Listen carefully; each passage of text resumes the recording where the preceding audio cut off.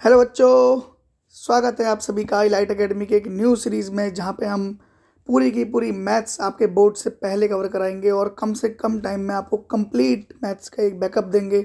आपके लिए एक बूस्टर प्लान, आपके लिए एक रिवीजन प्लान तैयार कर रहे हैं। ये सीरीज़ पूरी चैप्टर वाइज सीरीज़ रहेगी, चैप्टर वाइज इंपॉर्टेंट क्वेश्चन रहेंगे, तो सब्सक्राइब जरूर कर लीजिएगा इस सीरीज़ में बने रहने के लिए, ताकि आपके पास सबसे पहले ये वीडियो पहुँच सके। आज हम मैथ्स का पहला चैप्टर स्टार्ट कर रहे हैं, जो कि हमारा GST, goods and service tax. Goods and service tax. पहले हम इस चैप्टर का इंट्रोडक्शन लेंगे। देखिए बच्चों, 2019 से पहले हमारे पास टैक्स सिस्टम हुआ करता था, जहाँ पे बहुत सारे टैक्स लगते थे। किसी भी गुड के बनने पे एक्साइज ड्यूटी, उस पर सरचार्ज, उस पर सेस, उस पर स्टेट अपना अलग टैक्स लगाती थी, सेंटर अपना अलग टैक्स लगाता था, और स्टेट टू स्टेट ये जो टैक्स है वो वेरी करता था। इससे क्या होता था, काफ़ी दिक्कतें आ रही थी टैक्स सिस्टम में। तो 2019 में गवर्नमेंट ने एक बिल पास किया जिसे हम कहते हैं जीएसटी एक्ट। ठीक है, इसमें आपका क्या है, एक ऐसा टैक्स सिस्टम बनाया गया जो कि ऑल ओवर इंडिया, पूरे कंप्लीट इंडिया के लिए क्या हो, सेम रहे। One nation one tax, one nation and one tax की पॉलिसी। यहाँ पर आपके state to state tax vary नहीं करता है। पूरे स्टेट में, सारी स्टेट में, जितने भी हमारी स्टेट्स हैं, सब में एक ही टैक्स लगेगा। ठीक है, तो वन नेशन वन टैक्स में आपको यहाँ पे क्या पढ़ना है, आपको जीएसटी से रिलेटेड क्वेश्चन पढ़ना है कि आखिर कितना जीएसटी लगा, कहाँ जीएसटी लगा, ट्रांजैक्शंस हुई हैं उसमें कैसा जीएसटी है। ठीक है, तो जो आपका जीएसटी है इसमें कुछ बातें ध्यान रखने वाली हैं। जैसे जीएसटी क्या है, ये डेस्टिनेशन बेस्ड टैक्स है। Destination based tax, it means जहाँ पे सेलिंग होगी, जहाँ पे कोई भी गुड्स का सेलिंग होगी, वहीं पे क्या लगेगा, उसका टैक्स लगेगा। प्रोडक्शन स्टेट, प्रोडक्शन स्टेट या फिर प्रोडक्शन का जहाँ पे प्लेस है वहाँ पे टैक्स नहीं लगेगा। ये बात ध्यान रखना है। जहाँ पे इसका सेल होगा, जहाँ पे इसकी सेलिंग होगी, वहीं पे आपका क्या लगेगा, टैक्स लगेगा। तो इसी जो ये फिनोमिना है, इसी पे बेस्ड दो टाइप के जो प्रोडक्शन और सेलिंग हो सकती है। पहला, मान लो आपका स्टेट ए है। ठीक है, इस स्टेट में क्या हुआ, प्रोडक्शन हुआ,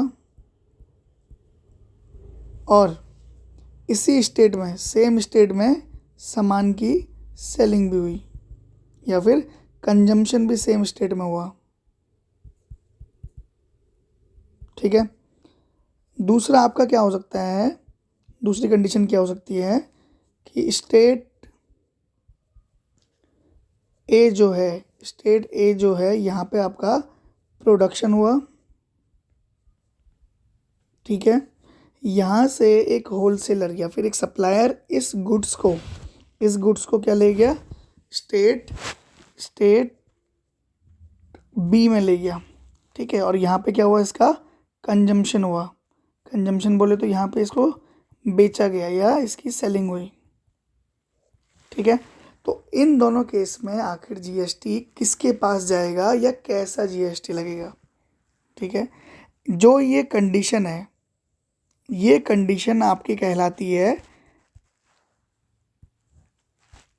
इंट्रा स्टेट ट्रांजैक्शंस, और ये वाली कंडीशन आपकी कहलाती है इंटर स्टेट ट्रांजैक्शन।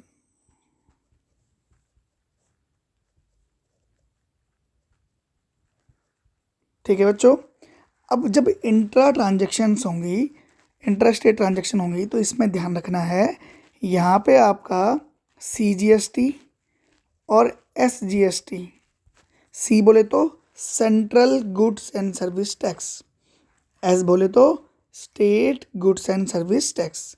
तो यहाँ पे आपके ये दो टैक्स लगते हैं जो कि हाफ हाफ होगा। लेट्स सपोज आपका जीएसटी रेट 12% है, तो जो 6% है वो आपका सेंटर को जाएगा, और यही 6% आपका स्टेट को जाएगा। लेकिन इस केस में क्या हुआ, प्रोडक्शन ए में हो रहा है और कंजम्पशन बी में हो रहा है, ठीक है। तो यहाँ पे इसे बोलते हैं इंटर स्टेट ट्रांजेक्शन्स। यहाँ पे जो आपका जीएसटी लगता है वो लगता है आईजीएसटी। ये पूरा का पूरा किसको जाएगा, सेंटर को जाएगा। तो लेट सपोज आपका 12% इंटरेस्ट रेट है, तो पूरा का पूरा 12% किसको जाएगा, सेंटर को जाएगा, ठीक है।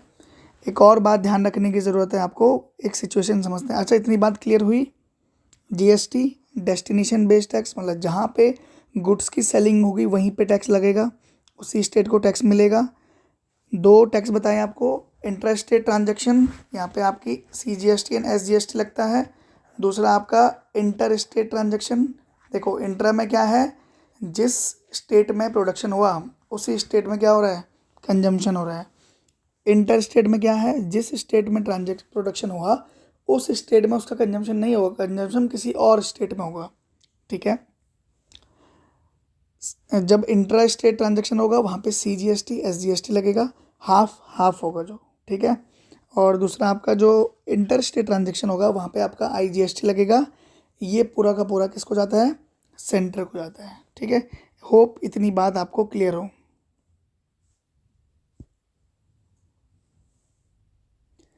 अब हम एक इम्पॉर्टेंट चीज़ समझ रहे हैं जिसे कहते हैं आपका इनपुट टैक्स क्रेडिट।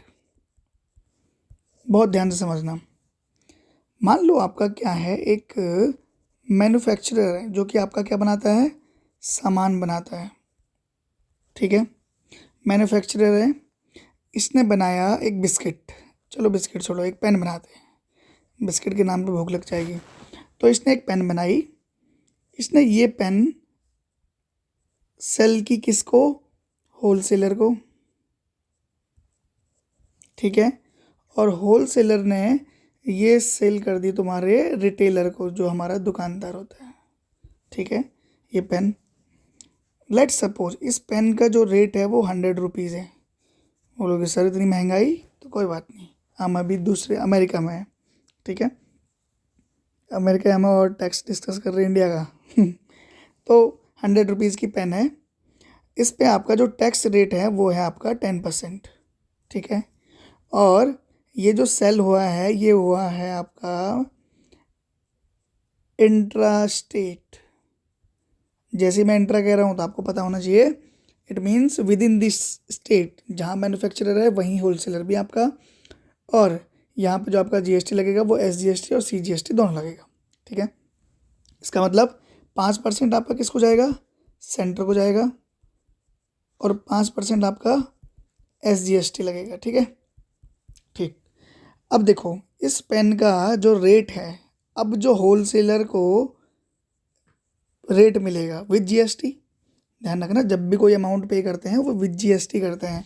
तो होलसेलर कितना पे करेगा, तो आप बोलोगे 100, ये तो पेन की कॉस्ट है, और एक इस पर जो टैक्स चार्ज है, ठीक है, 10% ऑफ 100, तो ये आपका हो गया 100 प्लस 10/100, परसेंटेज कैसे हटाते हैं, अपॉन 100 इंटू 100, कैंसिल आउट, तो 10 plus 10, 100 plus 10 equal to 110 rupees. तो अब जो होलसेलर पे कर रहा है वो कितना कर रहा है, 110 रुपये, ठीक है। होलसेलर ने कितना पे किया, 110 विद जीएसटी, ठीक। अब देखो जीएसटी का रेट तो वही है, ठीक है। अब क्या हुआ, यहाँ से एक चीज़ ध्यान रखना, ठीक है।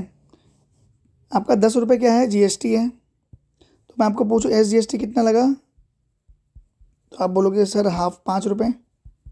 सीजीएसटी कितना लगा, तो आप बोलोगे सर हाफ 5 रुपये, बराबर लगेगा। अब इस सिचुएशन को समझते हैं, होलसेलर टू रिटेलर।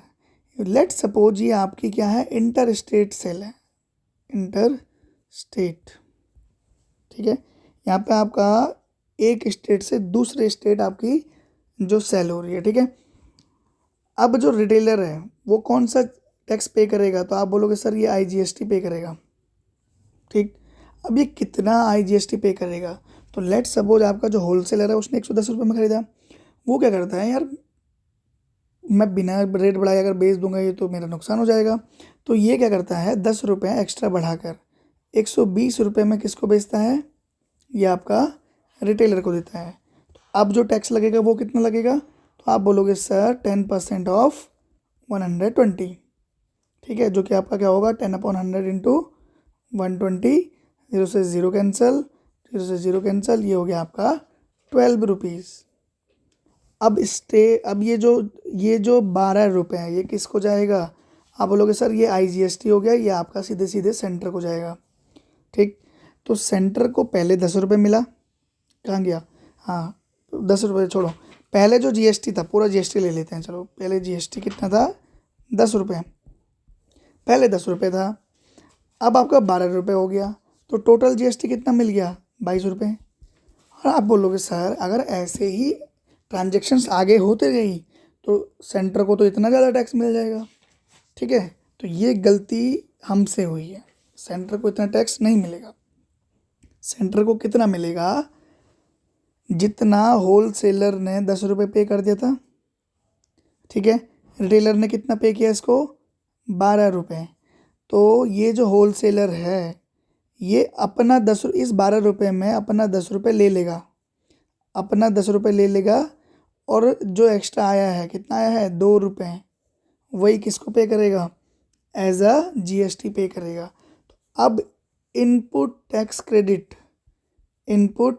क्रेडिट ये क्या होगा, ये होगा आपका जो रिटेलर ने पे किया है 12 रुपये माइनस जो होल सेलर ने पे कर दिया है GST 10, तो अब आपका 2 रुपये ही ITC है, इनपुट टैक्स क्रेडिट है, ठीक है। मतलब मुझे आगे वाले से कितना टैक्स मिला और मैंने कितना टैक्स पे किया है उसका डिफरेंस, ठीक। ITC को निकालने का एक और तरीका है, जितना आपने रेट बढ़ाया है, जैसे इसने कितने रुपए बढ़ा दिए थे, इस होल सेलर ने 10 रुपये बढ़ाए, ठीक है, तो 10 रुपये बढ़ाए, उस बढ़े हुए पैसे पर जो GST लगेगा वही आपका क्या है, अगला बंदा उतना ही पे करेगा, ठीक है। तो यहाँ से अच्छा देखो 110, हाँ 120 रुपये, ठीक है, तो 2 रुपये आपका क्या है इनपुट टैक्स क्रेडिट है। अब हम कुछ इंपॉर्टेंट क्वेश्चन करेंगे जिसमें आपके PYQ भी इंक्लूड होंगे, और इस चैप्टर से जैसे जैसे क्वेश्चन बन सकते हैं उसका एक समराइज फॉर्म रहेगा, ठीक है। तो इस वीडियो में आगे बने रहिए, थैंक यू। नेक्स्ट हम इसके बाद के वीडियो में आगे के लेक्चर आगे की चीज़ें डिस्कस करेंगे, ठीक है।